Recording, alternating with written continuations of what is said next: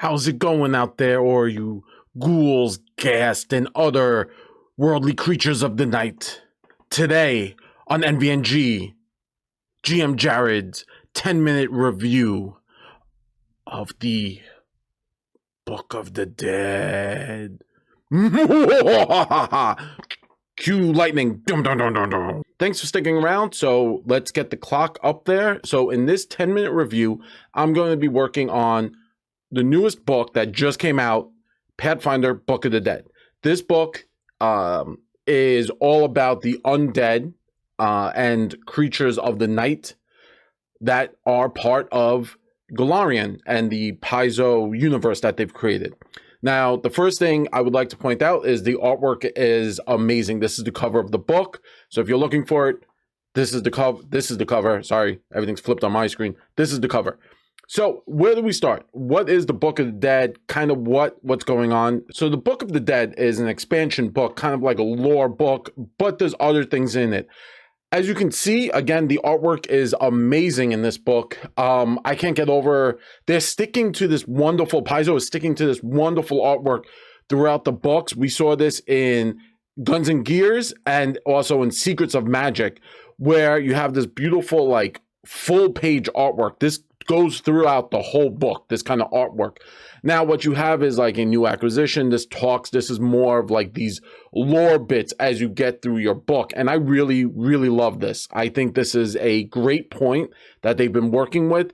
Guns and Gears not so much didn't have this, but Secrets of Magic did, where they had like these little lore tidbits. As you're reading, you get more lore of the world in this book. So right here, you have your undead, you have your priest who was alive, and then I think this might be a lich. You can kind of see that they're now raised. So over here, what you have is Geb. You're going to see the nation of Geb pop up, and I'll talk about it at the very end. But you have your glossary. You could see what's there. It's beautiful. Again, oh man, the artwork is stupendous. So this kind of talks about, you see like a quote from the nation of Geb. Geb is super important in Golarion. It's a nation currently run by the undead. Vampires are like lords, liches, and so forth. So there's a lot of undead necromancers. And this is just the preface. This kind of talks about like what the book is, how you would use this book, and what's going on. Now you're going to see on the side, you know, the little glossary right there. It says preface, and then it says prayers for the living, and then hymns for the dead. Wonderful. Like, just really, I love that. I love how that like little like blips of like prayers for the living, meaning like your player is still a part of the world of the living, and then you have hymns for the dead, and this is kind of like how it splits the book in half, and I really like it. So prayers for the living are basically things that your characters can use while they're currently part of the living. So there's a ton of new items, new backgrounds, new archetypes slash ancestries. It gets a little weird, and that picks up in the hymns of the dead. And yeah, and then also this is wonderful. Again, let's stick with kind of like a bit of the lore. I'm just going to scroll a little bit. You could full page, beautiful, the iconic cleric destroying an undead, you know.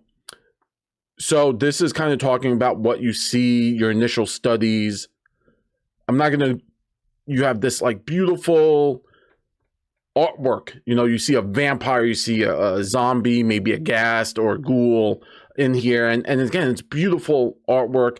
And this is the mysteries of non-life. This is more lore, how the mechanics of these creatures are alive and yet are not alive. So it's wonderful. Again, more lore. This is Hunters of the Dead.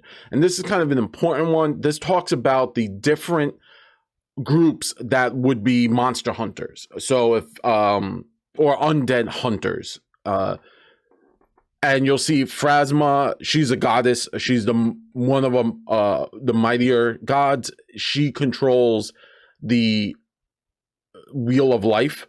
So the dead go to her, and she hates the undead. I actually played a paladin of her in Pathfinder First Edition, and I really had a blast. You see the Knights of Last Wall. the Gloom Wardens. These are different groups that maybe you've never heard of yet, or as you're playing through Pathfinder 2nd edition, kind of diving into the lore. This is really great, especially if you're playing an Undead or some kind of like game focused with zombies and undead, maybe a lich or two. So I rambled on for a bit about the lore. Now, what do you get in this? So for the Prayers of the Living, you get 6 common backgrounds. Backgrounds. So you get 6 common backgrounds as well as 3 rare backgrounds. Now, the reason why if you, let's say this is the first time you're getting into this, maybe this is one of the first videos you're seeing. Common backgrounds are backgrounds that you could just take. You don't have to really talk to your GM about it. Obviously, you want to stick to like the world you're building with your group, your game group. So you don't really have to talk to them. Rare backgrounds are super niche. Sometimes they come with like special abilities that some might sway heavier into the character. So you want to speak to the person leading your group, your GM, your game master, your dungeon master. Talk to them. So you have, again, 6 common backgrounds, 3 rare backgrounds. So now we're going to jump into the archetypes. So for the Prayers of the Living, you have several new archetypes. I'm not going to go through them all, but this is the Exorcist. I'm super excited for the Exorcist. One of my best friends out there has been dying to play an Exorcist for the longest time. Finally, we have an archetype for them. So there's 7 new archetypes. Now, conversely, for Hymns for the Dead, you have several new undead archetypes. Now this gets a little weird. In the Prayers for the Undead, does Necromancer as a kind of like a expanded archetype, as well as the Undead Reanimator. So Herbert West style, you bring the dead back to life, and that one I think you could play. You don't have to be undead to play those. So I put them to I kind of count them to the more of the archetypes for the living. Because a necromancer, you could be a wizard from the necromancer school, and the reanimator one, you don't. It doesn't say you have to be undead in that. So I kind of split them. So that's why I said 7 for the living and 7 for the dead. Now 7 for the dead, it's kind of weird. The archetypes are strange. You could now be a ghoul, a zombie, a vampire, a lich. These archetypes are very strange, and like you obviously need to talk to who you're playing with, because again, you have to make sure it's cool that you could play a vampire, you could play a lich. You want to read into that, and they go into the reasons why you could actually theoretically play a non-evil character of this. So it's really interesting. They again go into more lore and they kind of expand, and there are certain levels that you have to have. Depending on, like, a lich has a certain level to take the archetype, as well as the vampire says you were killed by a vampire. So it's kind of strange that they put them as archetypes. That's it. I don't know. I guess they haven't really come up with like, I mean, they could have made them similar to like the being a tiefling or an Aasimar, or like a half orc, like kind of like a in addition to your ancestry. It's just it's a I understand why the archetypes, because they have like mechanical powers, like actions, and you can take an action and do stuff. We're going to dive into all of this stuff later on, not in this review. But yeah, I don't know that, like, I'm sure someone there was a toss up, or someone had like they figured out, they know why. So that's the new stuff. Now, what else do you get with this book? Tons of new items, lore out the wazoo. Tons of lore. If you're a lore fiend and you need lore, pick this book up. It's all about the lore. Archetypes. The skeleton ancestry. You can now start as a skeleton. It's rare, so again, you have to talk to your game master for that one. What else do you get with this? Tons of items. You get undead allies now, so you get undead pets. You can have skeleton pets. There's a flaming skull. It's really cool. And so now I have to jump to like the very end of this book, so give me a moment. So haunts, these are awesome. If you're playing haunted house, something undead, tons more haunts. We've had these before. Now we have a ton of them now. They just a ton of level 0 hazards, which I really like. and earlier levels, like, you know, you get the cold spot, which I think we had before, but then you get the bloodthirsty toy, which is awesome. And it's so creepy. Look how creepy that is. Oh my goodness. Toppling furniture, all these, like, the classic haunts, the spooky haunts that you hear on, like, if you watch Ghost Hunters or Ghost Adventures, whatever it is now called. You see them chair gets knocked over and stuff like that. So freaking cool. Then what else do you get with this book? You get the Grim Crypt, and the Book of the Dead comes through in flying colors. Tons. See that all the undead adjustments, so you can now fight like easier undeads, or like you could set it up to your characters. You have undead origins, again, lore, but this now talks about where these undead come from. So you have the hungry ghost, which is typical within the Chinese or Vietnamese. You have the ghoul from the Arabic cultures.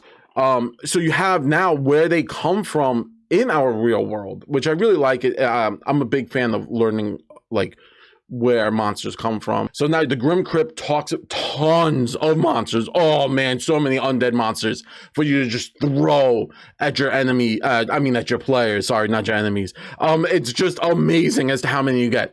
So hopefully I'm sticking under the 10-minute timeline. Sorry if I'm not. It's just, there's a ton in this book. So hold on, let's keep going.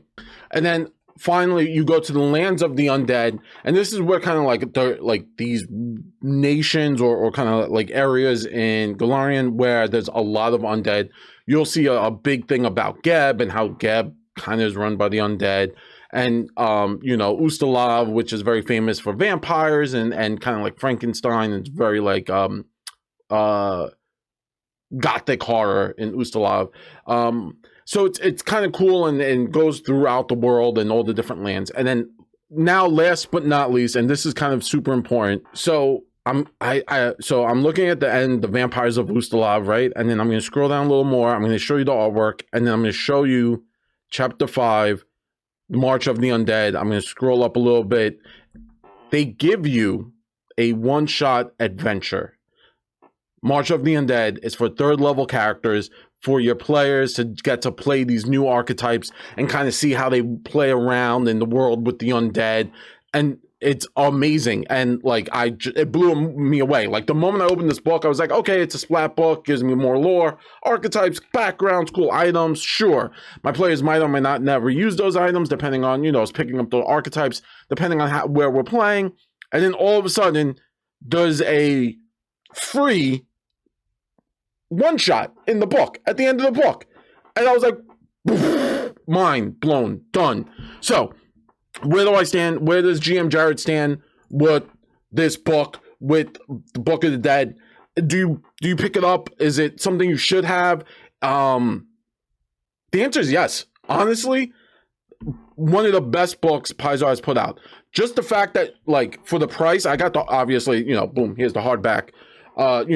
It's $50 United States. You get the PDF on their website, but also like it's $50 and it comes with a one shot. Like other books don't do that. Many other books do not do that. I really hope they keep going in this vein of like giving you like a splat book like this, and then like this, and then all of a sudden like boom, they give you this really dope like one shot to kind of like get to play around in the world that like they're building. Also, it's really cool. Like I don't even have to think of something as a GM now. I could be like, hey guys, friends, like this is it. Like we're gonna play this one shot. Let's test it out. I want to say it's a definite get. You definitely pick this book up. I'm sorry, I'm terrible at like centering the book. Book of the Dead by Paizo. This is a definite get. It's on the list. You must have. It's up there with Secrets of Magic, Guns and Gears, Advanced Player's Guide, and the core rulebook, as well as the bestiary, right? So those, if you're looking to get into Pathfinder 2nd edition, that's what I would pick up right now. That's the bundle I would grab to start playing in Pathfinder 2nd edition. If you want all the cool stuff, like all the really, really cool stuff. Yeah, definitely, hopefully this video was intuitive. Hopefully I stuck under the 10-minute mark. If I didn't, Steve will just yell at me. Steve's my editor. So from all of us here at Nothing Venture, Nothing Game, I want to say thank you very much for sticking around. And if you have a second, please obviously like and subscribe if you haven't. It really helps us out. We're a tiny itty bitty channel. We're trying to get big. Let us know. Did you pick this book up? What are your thoughts? Did you think it was cool? They gave you a one shot. Are you going to let your players be a lich? Are you going to let your players be a vampire? Let me know in the comments below. Thanks. Bye.